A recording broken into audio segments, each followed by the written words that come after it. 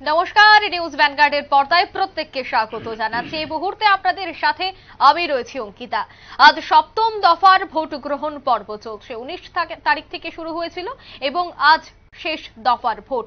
পশ্চিমবঙ্গ সহ বিহার অন্যান্য জায়গায় ভোট গ্রহণ পর্ব চলছে। সমস্ত দিকে আমাদের নজর থাকবে, কিন্তু এই মুহূর্তে আমরা এক্সিট পোলের দিকে প্রথমেই নজর রাখবো আর সেই বিষয় নিয়ে বিস্তারিত আলোচনা করব। আমাদের সাথে এই মুহূর্তে স্টুডিওতে রয়েছে কংগ্রেস নেত্রী শ্রেয়সী লস্কর। আপনাকে নিউজ ভ্যানগার্ডের পর্দায় স্বাগত জানাচ্ছি। তারপর রয়েছে রাজনৈতিক বিশ্লেষক গৌতম মজুমদার। আপনাকেও নিউজ ভ্যানগার্ডের পর্দায় স্বাগত জানাচ্ছি। এক্সিট পোল প্রত্যেকটি নির্বাচনের পর সেটা একটা গুরুত্বপূর্ণ বিষয় হয়ে দাঁড়ায় প্রত্যেকটি দলের ক্ষেত্রে। সাধারণ মানুষও দেখে থাকে, বিশেষ করে বিশ্লেষকদের তো যথেষ্ট নজর থাকে সে এক্সিট পোলের দিকে। কিন্তু এই মুহূর্তে যে খবর উঠে আসছে সেটি হচ্ছে এক্সিট পোল এবার বয়কট করলো কংগ্রেস, যাকে কেন্দ্র করে রীতিমতো চাঞ্চল্য দেশ জুড়ে। দেশের রাজনীতিতে এই নিয়ে কিন্তু ইতিমধ্যেই সরগরম শুরু হয়েছে। কেন বা বয়কট করলো এক্সিট পোল জাতীয় কংগ্রেস, সে বিষয় নিয়ে বিস্তারিত আলোচনা করব। প্রথমে আমার সাথে রয়েছে কংগ্রেস নেত্রী শ্রেয়সী লস্কর। শ্রেয়সী, এক্সিট পোল প্রত্যেকের নজর থাকে সে এক্সিট পোলের দিকে, কোন দল কত শতাংশ পেতে পারে বা কে আসতে চলেছে দিল্লির মসনদে, কিন্তু কংগ্রেস কেনই বা সেটা বয়কট করলো, কি মনে হয়? প্রথমত আপনাদের চ্যানেলকে এবং চ্যানেলের মাধ্যমে যারা আমার কথা শুনছে সকলকে অনেক অনেক শুভেচ্ছা এবং অভিনন্দন জানাই। আপনি যে প্রশ্নটা করলেন এক্সিট পোল নিয়ে, আমরা দেখে থাকি যে প্রত্যেকটা নির্বাচনের পরেই এক্সিট পোল একটা বিভিন্ন সংস্থার মাধ্যমে, প্রাইভেট সংস্থার মাধ্যমে এক্সিট পোল করানো হয় একটা সার্ভের মাধ্যমে। কিন্তু গত কিছু বছর যাবত আমরা দেখতে পাচ্ছি যে এক্সিট পোলগুলি একটা নেগেটিভ তৈরি করার কাজ করে গণনার আগে।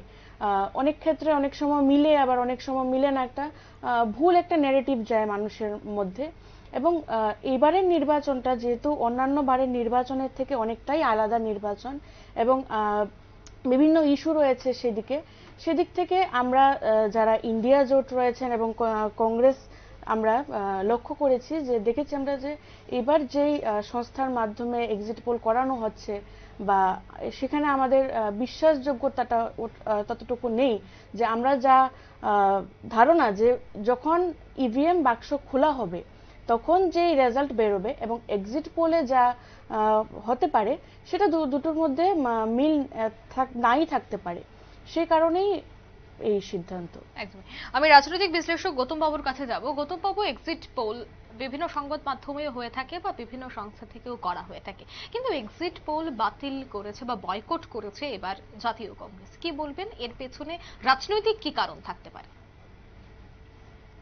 আজকের এই বিশেষ ইলেকশনের যে শেষ দিন, দীর্ঘ প্রায় 1.5 মাসের মতো এই বর্তমান এই বছরের ইলেকশন প্রসিডিউর চলছে, তার অন্তিম দিনে আজকে আমরা এখানে বসেছি।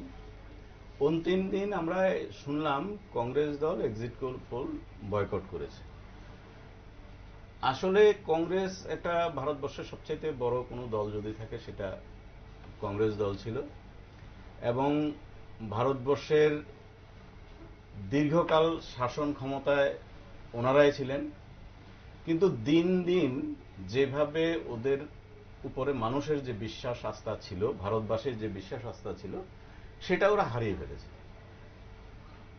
এখন তারা এক এক সময় এক একটা অজুহাত বের করছে, কারণ ওরা ওই যে পারিবারিক যে একটা সংগঠন চালিয়েছে দীর্ঘ 100 বছর ধরে, পরিবারের বাইরে ওরা বেরিয়ে আসতে পারে না। যেই মাত্র ওদের নেগেটিভ কিছু যায় তখনই ওরা কোনো না কোনো একটা অজুহাতে, আর বিশেষ করে এবারের যে ইলেকশন, এবারের নির্বাচনে সারা ভারতবর্ষের যে ট্রেন্ড দেখা যাচ্ছে, ওরা এখন অজুহাত খুঁজছে কিভাবে আমরা 4 তারিখ এখান থেকে বেরিয়ে আসবো। তার জন্য এক্সিট পোলটাকে ওরা স্বীকার করছে না।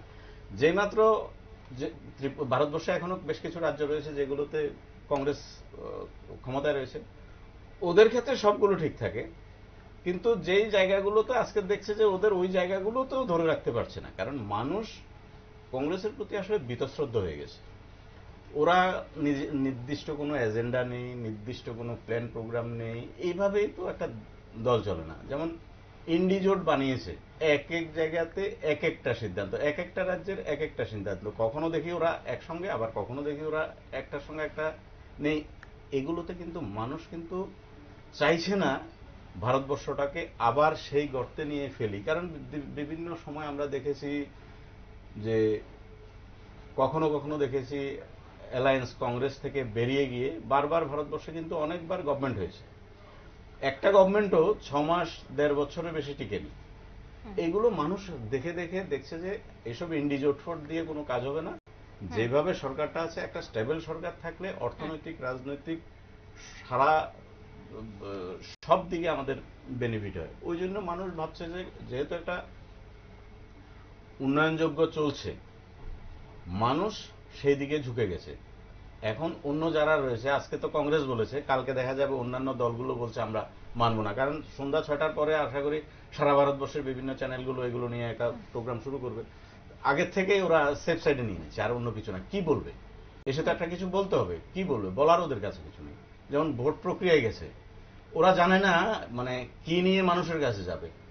এবং আমরা সবাই দেখছি যে যেমন বিজেপি যে পার্টিটা রয়েছে, ওরা দলীয়ভাবে একটা সিদ্ধান্ত নিয়েছে আমরা 400 পার করব, 370 প্লাস অ্যালায়েন্স মিলে আমাদের 400 পার হবে। বিজেপি একটা পার্টি হিসাবে ওদের ডিক্লারেশন দিয়েছে। এটাকে সবচেয়ে বেশি মানে মাঝে মাঝে ইন্টারেস্ট লাগে, মানে দেখি সবচেয়ে বেশি প্রচার কে করেছে। আমি যদি বলি সবচেয়ে বেশি এটাকে প্রচার করেছে ইন্ডিজোট। প্রত্যেকটা রাজ্যের বিভিন্ন জায়গায়, যেমন বিজেপি একটা জনসভা করছে, ও বলছে আমাদের এই আইডিয়া। এবার মমতা ব্যানার্জি গিয়ে বলছে, ওরা বলছে এই 400 পার এবার হবে না। ওইদিকে অখিলেশ গিয়ে বলছে 150 বেশি হবে না। মানে যে যা, তার মানে কি প্রচারটা কে করছে? এই যে পলিটিক্যাল যে সেন্সটা, আমি যদি বলি 80-র দশকে বিজেপির সৃষ্টি হয়েছে ভারতবর্ষে, তার আগে কিন্তু কূটনীতিটা আরেকটা স্টাইলে চলতো। যে কূটনীতির হিসাবে আমরা যে ভারতবর্ষের স্বাধীনতার পর থেকে এক ধরনের রাজনীতি চলছে, ওই অঙ্ক নিয়ে আমরা আজকেও করি। আমরা যদি আজকে স্কুলের সিলেবাসে যাই, 7, 8, 6, 7 আমরা পড়তাম কি ওই সরল অঙ্ক, সিঁড়িভাঙ্গা অঙ্ক, এমন অনেক টাইপের কিছু ম্যাথামেটিক্স ছিল। আজকে কিন্তু এগুলো সব চলে গেছে। এখন নিত্য নতুন সেট থিওরি, প্রবাবিলিটি, মানে স্ট্যাটিস্টিক্যাল বিভিন্ন প্রোগ্রামগুলো। তার মানে কি কোর্স চেঞ্জ হয়ে গেছে। কংগ্রেসের এই চেঞ্জগুলো আসেনি। ওরা সেই মান্ধাতার আমলে ব্রিটিশরা যেভাবে ঔপনিবেশিক শাসন ব্যবস্থা, ঔপনিবেশিক অর্থ ব্যবস্থা, ঔপনিবেশিক রাজনৈতিক ব্যবস্থা একই তাল রেখেছে, যার জন্য 80-র দশকের পরে ভারতবর্ষের রাজনৈতিক বিশ্লেষণগুলো, রাজনৈতিক অঙ্গনগুলো, কূটনৈতিক পলিসিগুলো অন্যভাবে চলে গেছে। জাস্ট একটা উদাহরণ, 400 পার বলার সঙ্গে সঙ্গে সবাই সারা ভারতবর্ষে সবচেয়ে বেশি প্রচার করেছে ওরা 400 পার হবে। তার মানে যে লোকটা জানতো না, সাধারণ গ্রামের অজ্ঞ অশিক্ষিত আমরা যাদেরকে বলি, যাদেরকে নিয়ে এই দেশে রাজনীতি হয়, ওরাও ঠিক বুঝে গেছে যে বিজেপি আবার 400 প্লাস নিয়ে এসে যাচ্ছে। তার মানে ভোটটা কোন দিয়ে গেছে। ওই জন্য এখন থেকেই কংগ্রেস বুঝে গেছে আমরা যেহেতু আর পেরে উঠতে পারিনি, সুতরাং আমাদের আস্তে আস্তে এখান থেকে অ্যাভয়েড করে চলে যাব। এইটাই আমার মনে হয় লাস্ট হচ্ছে আর কি। এবার আমরা একটু দক্ষিণ কলকাতার দিকে নজর রাখবো। সকাল থেকে যে ছবি আমরা দেখছি, বিভিন্ন জায়গায় সন্ত্রাস, বিভিন্ন জায়গায় বোমা নিক্ষেপের মতো ঘটনা দেখে এই মুহূর্তে আমরা অভ্যস্ত হয়ে গেছি পশ্চিমবঙ্গের এই ধরনের ভোট দেখে। কিন্তু এবার একটু অন্য চিত্র দেখব। দক্ষিণ কলকাতায় অভিনেতা রঞ্জিত মল্লিক এবং ওনার মেয়ে কোয়েল মল্লিক গেলেন ভোট দান করতে, ওনাদের গণতান্ত্রিক অধিকার প্রয়োগ করতে তারা গেলেন ভোট কেন্দ্রে এবং প্রত্যেককে অনুরোধ করলেন প্রত্যেকেই যেন যে যার গণতান্ত্রিক অধিকার প্রয়োগ করেন। দক্ষিণ কলকাতার দিকেও প্রত্যেকের নজর রয়েছে। বহুদিন যাবৎ আমরা দেখেছি যে রাজ্যের মুখ্যমন্ত্রী মানিক সাহা তিনি দক্ষিণ কলকাতায় গিয়ে প্রচার করেছিলেন। তাই আজ বিভিন্ন জায়গায় শুধুমাত্র বিজেপি নয়, সেখানে তৃণমূল থেকে শুরু করে কংগ্রেস, সিপিএম প্রত্যেক নেতৃত্বরাই সেখানে জোরদার প্রচার চালিয়েছিল। কেন? দক্ষিণ কলকাতা খুবই একটি গুরুত্বপূর্ণ কেন্দ্র। আজ সেই দক্ষিণ কলকাতায় লোকসভা কেন্দ্রে ভোট দিতে, নিজের গণতান্ত্রিক অধিকার প্রয়োগ করতে দেখা গেছে জনপ্রিয় অভিনেতা রঞ্জিত মল্লিক এবং সাথী ছিলেন ওনার মেয়ে কোয়েল মল্লিক। তারা শুধু একটাই বিষয় বারবার বলছিলেন ক্যামেরার সামনে এসে, যে প্রত্যেকে যেন তার যে যার গণতান্ত্রিক অধিকার প্রয়োগ করেন। দেখুন সেই চিত্র।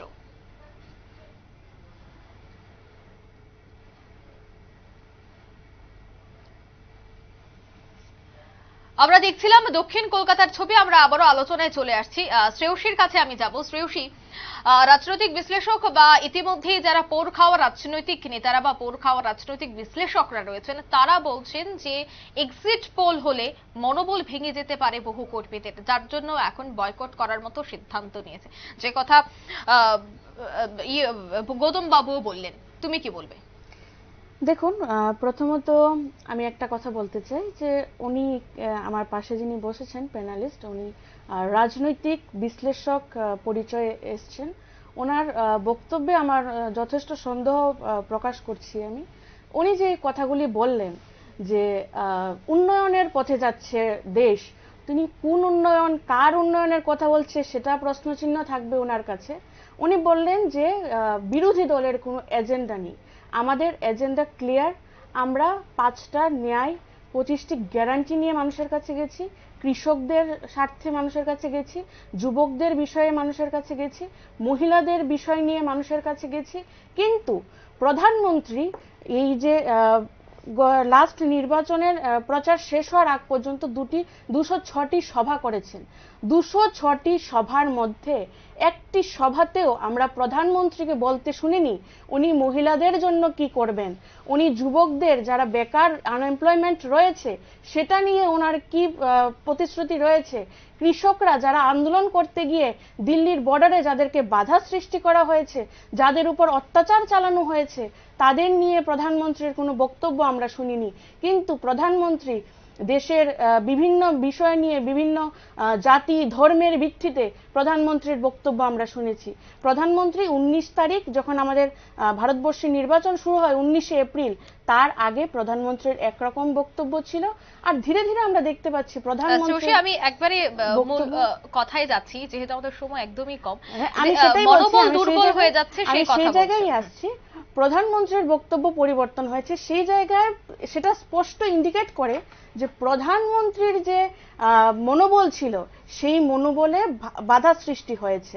এখন মনে করুন যে আপনি এক্সিট পোল নিয়ে বলছিলেন, এক্সিট পোলগুলি আমরা দেখে থাকি যে 2014 সালের আগে আমরা দেখেছি যে বিভিন্ন নিউজ চ্যানেলগুলি যারা ছিল, নিউজ চ্যানেলের কাজ কি থাকে, সরকারের যে কাজগুলি, সরকার যা যা প্রতিশ্রুতি দেয় সেই সমস্ত বিষয়গুলি যদি সরকার ঠিকভাবে পালন না করে, সরকারের বিভিন্ন বিষয়ের আলোচনা করা, সরকার যা যা প্রতিশ্রুতি দিচ্ছে সেগুলি ঠিকভাবে করছে কিনা, সরকার যা যা বলেছিল মানুষের জন্য, মানুষ যখন সেই বিষয়গুলি নিয়ে আন্দোলন করে মানুষের পাশে দাঁড়ানো মিডিয়া চ্যানেলগুলির কাজ।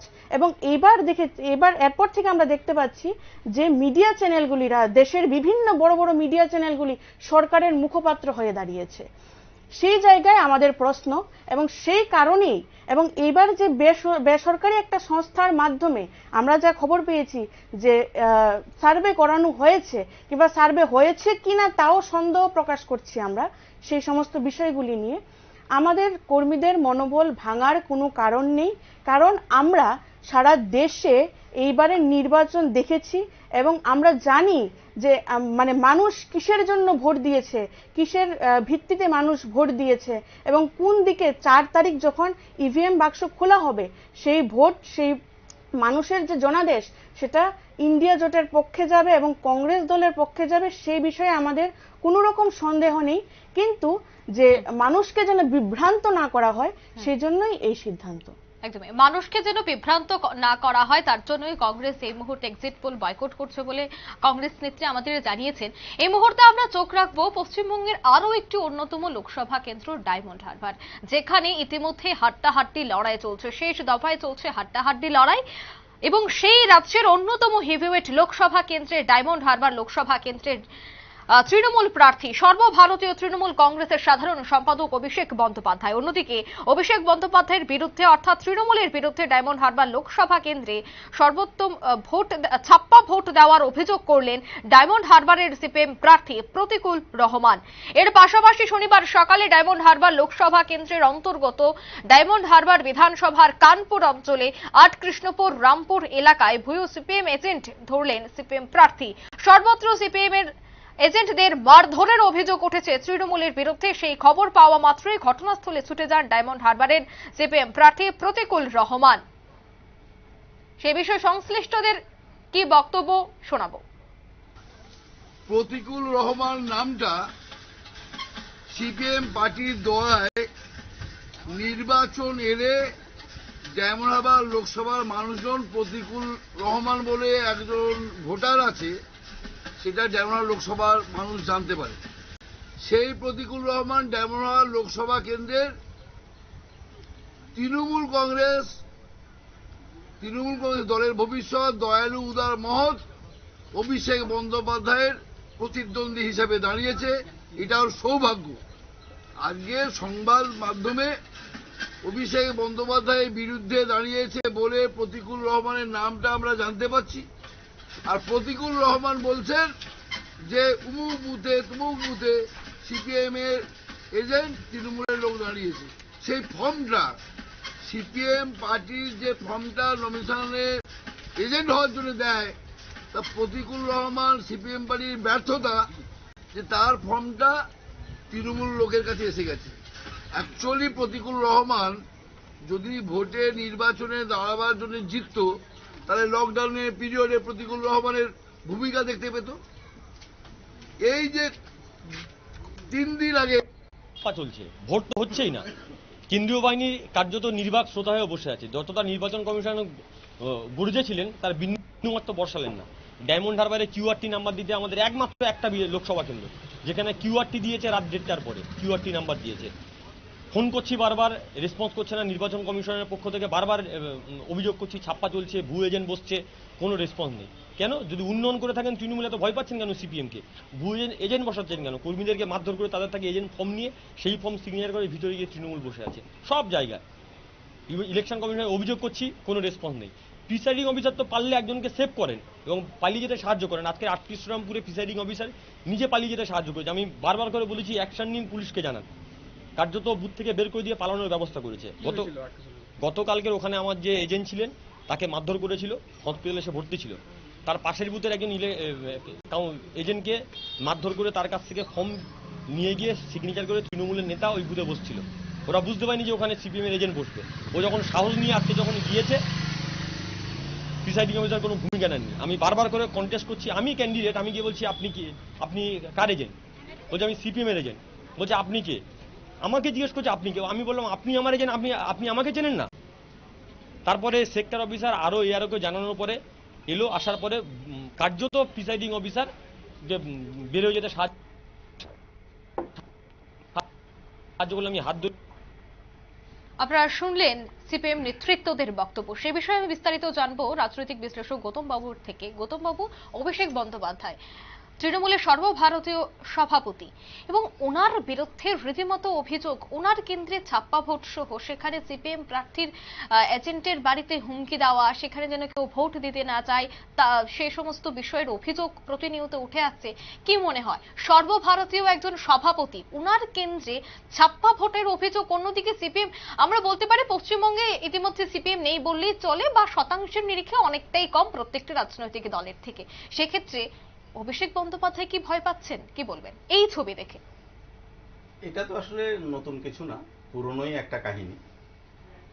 কারণ আজকের দিনে যে অবস্থা, পশ্চিমবঙ্গ, ত্রিপুরা, এটা আমরা সবসময় দেখেছি, হারুক জিতুক, ক্ষমতায় যেই থাকুক, রেগিংটা এখানকার একটা স্বভাবজাত হয়ে গেছে। এবারের, বিশেষ করে এবারের যে অবস্থা, তৃণমূল কংগ্রেস দল থেকে বেরিয়ে এসে তৃণমূল করেছে সিপিএম এর বিরুদ্ধে। সিপিএম এর উপরে মানুষ যখন বীতশ্রদ্ধ হয়ে গেছে, এই প্রসঙ্গে আমি জাস্ট শ্রেয়সীর একটা কথাকে আমি তুলব, যেটা বলছে যে আমি হয়তো কোনো একটা রাজনৈতিক দলের হয়ে কথাটা বলছি। পাশাপাশি সে আরেকটা কমপ্লেন করেছে যে মিডিয়া সেলগুলো আজকে বর্তমান সরকারের পক্ষ হয়ে দেখাচ্ছে, যদিও ওর হয়তো সেন্সে এটা কভার করেছে। একটা সত্য কথা যখন আসে, আমরা যখন জনগণের জন্য বলি, আমরা যখন প্রকৃত পলিটিক্সের কথা বলছি, সেখানে হলো যেটা নিউট্রালি দেখা যাচ্ছে, পরিষ্কারভাবে দেখছি। আমরা তো আরো 60-এর দশক 70-এর দশক থেকে আমরা রাজনীতির অঙ্গনে বা আমাদের এই জন্মকর্ম আমরা এখানে আমরা দেখেছি কংগ্রেস কি করেছে, সিপিএম কি করেছে, সেগুলো দেখতে দেখতে আজকের দিনে এসে দেখছি যে আমি যেটা বলছি, 80-র দশকের পরে রাজনৈতিক পরিমণ্ডলটা ধীরে ধীরে ধীরে ধীরে চেঞ্জ হয়ে গেছে। যেটা 90-এর দশকে আমরা পেয়েছি যে বিজেপির পার্টি একটা সরকার করেছে, সে হোক 13 দিনের, সে হোক 13 মাসের, তখন যে এজেন্ডাগুলো নিয়েছে, তখন যে ভারতবর্ষের উন্নয়ন কল্পে যেসব সংকল্পগুলো নিয়েছে, ওইগুলো কিন্তু আজকের দিনে অনেকটা অ্যাডভান্স হয়ে গেছে। যেমন সেই আমরা অটল বিহারী বাজপেয়ীর সময় দেখেছি স্বর্ণ চতুর্ভুজ, সেই স্বর্ণ চতুর্ভুজ, প্রধানমন্ত্রী সড়ক যোজনা, এগুলোতে কিন্তু দেখা গেছে সারা ভারতবর্ষে একটা ফ্রন্ট ওয়েতে কিছু কাজ হয়েছে। তো এটা বলা কিন্তু এটা সাধারণ লোক হিসাবে বা একজন এই রাজ্যের নাগরিক হিসাবে আমি মনে করি যে কাজটা সঠিক হয়েছে সেই কাজটা বলেছি। যখন কংগ্রেস করেছে, যেমন কম্পিউটার এনে রাজীব গান্ধী কাজ করেছে, শিক্ষা ব্যবস্থাকে পরিবর্তন করার চেষ্টা করেছে, আমরা তখন বলেছি, সেটা এখনো বলি, কিন্তু সেটাকে ধরে রাখতে পারিনি। কারণ যদি আজকে যখন যখন আমরা কংগ্রেসের উত্থান দেখেছি, যখন ওই পরিবারটার থেকে বেরিয়ে এসে কংগ্রেস, যেমন আমাদের এই নরসিংহ রাও এবং মনমোহন সিং অর্থনৈতিক পরিমণ্ডলটাই চেঞ্জ করে দিয়েছে, গ্লোবালাইজেশনকে আমাদের ইন্ডিয়াতে এনেছে, এটা ভালো করেছে। কিন্তু তারপর আবার কি হয়েছে, সেই পরিবারের কাছে চলে গেছে। পরিবার ফোন করলে মনমোহন সিং প্রধানমন্ত্রী কাজ করে, না হলে করে না। তো অটোমেটিক্যালি ভারতবর্ষ সেই একই জায়গায় চলে যায়। এবার মানে ভারতবর্ষের প্রধানমন্ত্রীকে, মনমোহন সিং এর মতো একজন প্রধানমন্ত্রীকে, অর্থনীতিবিদকে চালাচ্ছেন কে, যে বিদেশ থেকে ফোন এসে এখানে যেভাবে ইন্ট্রোডিউস করে সেগুলো। আজকে যেমন বলেছে একটা কথা সুন্দর, যে এখনো বেকারি রয়েছে। কেন বেকারি থাকবে? সারা পৃথিবীর বিভিন্ন দেশগুলো, আমরা যদি চীন, জাপান সবগুলোকে দেখি, সবাই তো ইংরেজের দখলে ছিল। আজকের দিনে প্রত্যেকটা দেশ উন্নত হয়ে গেছে। আমরা এখনো বলি বেকার। বেকার মানে কি? বেকার কনসেপ্ট এখনো আমি যদি বলি শ্রেয়সী না, বড় বড় মানে পলিটিক্যাল ম্যানদেরকেও মানে বেকার শব্দটাই ওরা বিশ্লেষণ করতে জানে না। বেকার মানে কেউ, কোন লোকটা বেকার আছে, সে সাকার মানে কি শিক্ষিত হয়ে কাজ করার জন্য তার মানসিকতা থাকতে হবে। এদেরকে বেকার বানিয়ে বানিয়ে, গরিব বানিয়ে বানিয়ে, বলে বলে, এগুলো কিন্তু পুরাটা আমি বলি বিদেশি একটা চক্রান্ত। আমাদেরকে গরিব বানিয়ে রাখো, আমাদেরকে বেকার বানিয়ে রাখো, আমাদেরকে অজ্ঞ বানিয়ে রাখো, কুসংস্কারী বানিয়ে রাখো, মানে এই কথাগুলো চালিয়ে চালিয়ে আমাদের ছোট থাকতেই কিন্তু এগুলো আমরা শুনছি। এই জন্য আমি আজকে বলতে চাইছি কোনটা, যে প্র্যাকটিক্যালি যেটা এখন অভিষেক বন্দ্যোপাধ্যায়ের ক্ষেত্রে হচ্ছে, সেও জানে এখন আমার পরিস্থিতি ভালো নেই, আমাকে জিততে হবে না। রে, অভিষেক বন্দ্যোপাধ্যায়ের মতো একটা দলের সুপ্রিমো ও কি করে রেগিং করে? ও তো করারই কথা না। তার মানে ওদের যে ট্রেন্ড, আমাদের রেগিং করে সারা জীবন এসেছি, আগামী দিনেও আসতে হবে। আমরা আবারও চলে যাচ্ছি ডায়মন্ড হারবারের দিকে। কেন একের পর এক সেই কেন্দ্র থেকে কিন্তু ছবি উঠে আসছে, বিক্ষোভের ছবি। এবার ছবি উঠে এসেছে যে ডায়মন্ড হারবারে বিজেপি প্রার্থীকে আটকানো হয়েছে, বিজেপি প্রার্থীর গাড়ি আটকানো হয়েছে, সেখানে বিক্ষোভ দেখানো হয়েছে। ডায়মন্ড হারবারের প্রার্থী, বিজেপি প্রার্থী অভিজিৎ দাসকে ভোট কেন্দ্রে যেতে বাধা দিচ্ছে এবং তার অভিযোগ উঠছে এবার তৃণমূলের দিকে। তৃণমূল আশ্রিত কিছু দুষ্কৃতীরা নাকি ওনাকে বাধা দিচ্ছে ভোট কেন্দ্রে প্রবেশের ক্ষেত্রে। যে ছবি আপনারা এক্সক্লুসিভ দেখতে পাচ্ছেন, সেই ছবি হচ্ছে ডায়মন্ড হারবার, যেখানে অভিজিৎ দাস বিজেপির টিকিটে লড়াই করছেন। অভিজিৎ দাস, ওনাকে ভোট কেন্দ্রে যেতে বাধা দেওয়া হয়েছে। রীতিমতো দেখা যায় প্রত্যেকটি কেন্দ্রের প্রার্থী যে যার কেন্দ্রে ভোট গ্রহণ পর্ব ঘুরে দেখেন, মনিটরিং করেন, সেটাই স্বাভাবিক।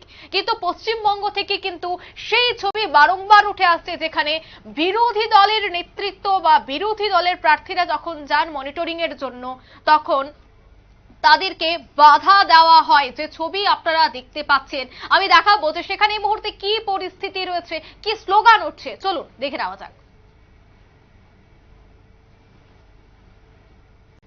পরিস্থিতি আরো এই মুহূর্তে পরিস্থিতি আরো উত্তাল।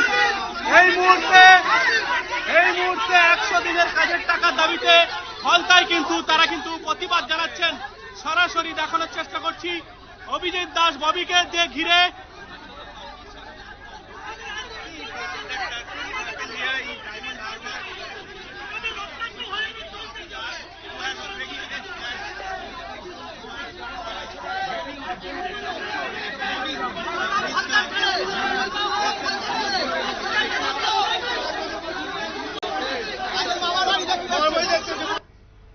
কেন্দ্রীয় আধা সামরিক বাহিনী মোতায়েন রয়েছে, তারপরেও কিন্তু রীতিমতো উশৃঙ্খল পরিস্থিতি রয়েছে ডায়মন্ড হারবারে। আমি আবারও আলোচনায় যাচ্ছি শ্রেয়সীর কাছে। শ্রেয়সী, আমি কিছুক্ষণ আগেও দেখছিলাম অভিষেক বন্দ্যোপাধ্যায় তিনি সংবাদ মাধ্যমের মুখোমুখি হয়ে এক বিস্ফোরক মন্তব্য করেছেন। তিনি বলছেন যে ডায়মন্ড হারবারে নাকি সিপিএম বিজেপি তারা মিলে সেখানে ভোট বয়কট বা ভোট কাটার চেষ্টা করছে, তারা একজোট হয়ে ভোটে লড়াই করছে, কিন্তু আলাদা আলাদা পার্টি হয়ে আলাদা আলাদা পার্টির মুখ হয়ে এক প্রকার সিপিএম এবং বিজেপিকে সন্ত্রাসবাদ হারমাতবাদ বলে তিনি কটাক্ষ করেছেন। তাই তুমি যেহেতু অবশ্যই আমাদের সাথে রয়েছে আলোচনায়, এই প্রশ্নটা তো করতেই হচ্ছে। ইন্ডিয়া জোট, যে জোটের প্রথম সারির নেতা মমতা বন্দ্যোপাধ্যায়, সেখানে রয়েছে সীতারাম ইয়েচুরি থেকে শুরু করে মল্লিকার্জুন খাড়গের মতো তাপর প্রথম সারির নেতৃত্ব, আর সেই জায়গায় মমতা বন্দ্যোপাধ্যায়ের একেবারে কাছের লোক, মমতা বন্দ্যোপাধ্যায়ের শরিক অভিষেক বন্দ্যোপাধ্যায় দাবি করছেন যে তাদেরই জোট সঙ্গী সিপিএম এবং বিজেপি, যদিও তাদের শত্রুপক্ষ, কিন্তু সিপিএম কে কিন্তু তিনি কটাক্ষ করে বলছেন যে সন্ত্রাসবাদ হারমাতবাদ তারা একসাথে জোট হয়ে ভোট কাটার চেষ্টা করছে। কি বলবেন? দেখুন, প্রথমত আমি এখানে কংগ্রেস দলের মুখপাত্র হিসেবে এসেছি, সিপিএম দলেরও না তৃণমূল দলেরও মুখপাত্র হয়ে আসেনি। কিন্তু তোমাদের ইন্ডিয়া জোট তো রয়েছে। ইন্ডিয়া জোট, আমি শুধু কংগ্রেসের কি পয়েন্ট অফ ভিউ আছে সেটাই আমি আপনার সামনে তুলে ধরতে পারবো। আমি অভিষেক বন্দ্যোপাধ্যায়ের বক্তব্য শুনিনি, যদি উনি এরকম বলে থাকেন। আমরা তো পশ্চিমবঙ্গের ভোট আমরা প্রথম দিন থেকে দেখছি, প্রথম দিন থেকেই পশ্চিমবঙ্গে এই ধরনের ঘটনা প্রতিনিয়ত প্রত্যেকটা জায়গায় ঘটে চলেছে, এবং আমরা আশাবাদী যে পশ্চিমবঙ্গে কিন্তু ভোট পার্সেন্টেজ অত্যন্ত ভালোভাবে ভোট পার্সেন্টেজ চলছে, মানুষ বাড়িঘর থেকে বেরোচ্ছে, মানুষ ভোট দিচ্ছে। মানুষ তো পশ্চিমবঙ্গে যারা ভোটাররা রয়েছে তারা তো সেই সমস্ত জিনিসগুলি কি আসল বিষয় রয়েছে সেখানে তারা পরিলক্ষিত করছে। সেই জায়গায় ইলেকশন কমিশন যারা রয়েছে, যারা কেন্দ্রীয় বাহিনী রয়েছে, তারা অবশ্যই পদক্ষেপ গ্রহণ করবে বলে আমার বিশ্বাস, এবং সেখানকার যারা ভোটাররা রয়েছে তারা সেই সমস্ত বিষয়গুলি নিশ্চয়ই বিচার বিবেচনা করেই ওনারা ভোট দেবেন। যেহেতু ভোট পার্সেন্টেজ ভালো রয়েছে, আমার বিশ্বাস যে মানুষ, সেখানকার মানুষ সবটা পরিবেশ পরিস্থিতি বিচার করেই মানুষ ভোট দেবেন সেখানে। কিন্তু 4 তারিখের পর যখন ম্যাজিক বক্স খুলবে, তখন তো যদি ইন্ডিয়া জোট এগিয়ে থাকে তবে তো আপনারা একজোট হবেন, তবে তো আপনারা এগিয়ে আসবেন। তবে এখন কেন এই চিত্র? মানুষ তো বিভ্রান্ত হচ্ছে। দেখুন, প্রত্যেকটা স্টেটের আলাদা আলাদা ইকুয়েশন থাকে, প্রত্যেকটা স্টেটের আলাদা আলাদাভাবে রাজনীতি থাকে। যেমন উত্তরপ্রদেশের রাজনীতি বিহারের রাজনীতির সঙ্গে দক্ষিণ ভারতের রাজনীতির কিন্তু কোনো মিল নেই। সেরকমই পশ্চিমবঙ্গ, ত্রিপুরা এবং নর্থ ইস্টের অন্যান্য স্টেটগুলির, ত্রিপুরার সঙ্গে যেমন নর্থ ইস্টের অন্যান্য স্টেটগুলির রাজনীতির কোনো মিল নেই, সেরকম ভাবে ভারতবর্ষের বিভিন্ন স্টেটের ইকুয়েশন কিন্তু সেম হয় না। সেই পরিপ্রেক্ষিতে যেমন কেরলেও আমাদের জোট হয়নি, ইন্ডিয়া জোটের সঙ্গে থাকলেও পশ্চিমবঙ্গে আমাদের জোট হয়নি। তো আমরা আলাদা আলাদাভাবে লড়াই করেছি। ইন্ডিয়া জোটের যখন বক্স খোলা হবে তখন কি ইকুয়েশন হবে সেই বিষয়ে তো আমাদের যারা সিনিয়র নেতৃত্বরা রয়েছে, যারা দিল্লিতে বসে আছেন, আজকে ইন্ডিয়া জোটের বৈঠক আছেন, সেখানে ওনারা সেইটা বিচার করবেন। একদমই। আমি একেবারে অনুষ্ঠানের শেষ মুহূর্তে রয়েছে, আমার সাথে রাজনৈতিক বিশ্লেষক গৌতম বাবু রয়েছে। শেষ প্রশ্ন আপনাকে, তৃতীয়বারের মতো প্রধানমন্ত্রী হিসেবে নরেন্দ্র মোদী কি এগিয়ে থাকবেন, নাকি সেখানে ইন্ডিয়া জোট এগিয়ে থাকার সম্ভাবনা রয়েছে? আপনি একজন রাজনৈতিক বিশ্লেষক, সমস্ত বিষয়ের উপর নজর তো অবশ্যই থাকছে, কি মনে হয়? আমার কাছে যেটা মনে হয় এটা একদম স্পষ্ট যে সারা ভারতবর্ষে ভারতীয় সংস্কৃতি, কৃষ্টি এগুলো নিয়ে একটা রাজনীতিটা পরিমণ্ডলটা চলছে। যেটা একটু আগে শ্রেয়সী বলল যে বিভিন্ন রাজ্যের বিভিন্ন ধরন, কিন্তু আজকে যদি আমাদের ত্রিপুরা রাজ্যে যদি ওই পিঠাপুলি উৎসব হয়, সারা ভারতবর্ষে কিন্তু পিঠাপুলি উৎসব হচ্ছে, নামটা হয়তো চেঞ্জ হয়ে যাচ্ছে, এক একটা রাজ্যে গিয়ে একটা নামে, কিন্তু একই প্রোগ্রামটা চলছে। এটাই হলো ভারতবর্ষের সংস্কৃতি, এটাই হলো ভারতবর্ষের ঐতিহ্য, এই পরম্পরাটা কিন্তু চলে আসছে। যেই বর্তমান যে আজকে যে প্রশ্নটা আপনি করেছেন যে প্রধানমন্ত্রী ভারতবর্ষে রয়েছেন, উনি কিন্তু সেটাকে নিয়েই কিন্তু সারা ভারতবর্ষে পলিসিগতভাবে এগিয়ে যাচ্ছেন। ওই জন্য মনে হচ্ছে যে একদম পরিষ্কার পরিচ্ছন্নভাবে বোঝা যাচ্ছে আগামী 4 তারিখে যে ইলেকশন হবে, ভারতবর্ষের মানুষের যে মোটিভ আমাদের বিভিন্ন চ্যানেলে বা বিভিন্ন জায়গায় আমরা বিশ্লেষণ করে দেখেছি, বিভিন্ন জায়গায় কথা বলে স্পষ্ট বোঝা যাচ্ছে যে এনডি জোটের কাছে আর কিছু নেই। আগামীতে আবার নরেন্দ্র মোদী তৃতীয়বারের জন্য আসছে, এতে মনে হয় না মানুষের কোনো ভুলভ্রান্তি হবে, কারণ বিভিন্ন সময় বিভিন্ন সরকার তৈরি করেছে, বিভিন্ন রাজনৈতিক দলকে দেখেছে, দেখে মানুষ কিন্তু আজকে আমরা যেমন বিভিন্ন কোনো না কোনো অ্যাঙ্গেলে আমরা আগে রাজনৈতিক দলগুলোকে দেখেছি, ভারতবর্ষে কংগ্রেস, সিপিএম এগুলোকে আমরা দেখেছি। আজকের দিনে কোন জায়গায় গেছে?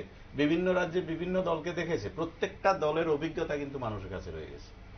দীর্ঘ প্রায় 60-70 বছর ধরে বিভিন্ন দলকে কিন্তু আমরা দেখেছি। আজকে যারা ইন্ডি জোটে এসছে এরাও কিন্তু বিভিন্ন দল, তো বিভিন্ন দলগুলো অলরেডি পরীক্ষিত।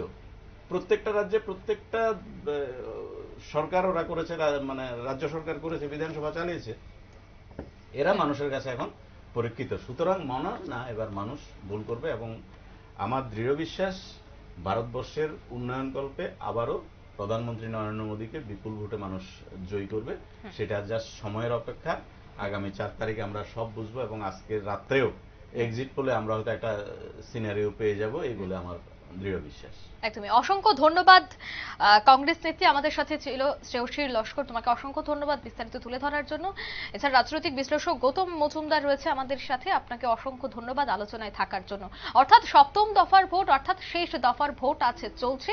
ইতিমধ্যে পশ্চিমবঙ্গ সহ বিহার বিভিন্ন জায়গায় কি পরিস্থিতি রয়েছে সে সমস্ত ছবি আমরা আপনাদের সামনে সকাল থেকেই তুলে ধরছি, আগামীতেও তুলে ধরবো। কিন্তু এই মুহূর্তে এক্সিট পোল সহ বিভিন্ন বিষয়ের আলোচনা এখানে শেষ করছি। নিয়ে নিচ্ছে ছোট্ট একটি বিজ্ঞাপন বিরতি, সঙ্গে থাকুন।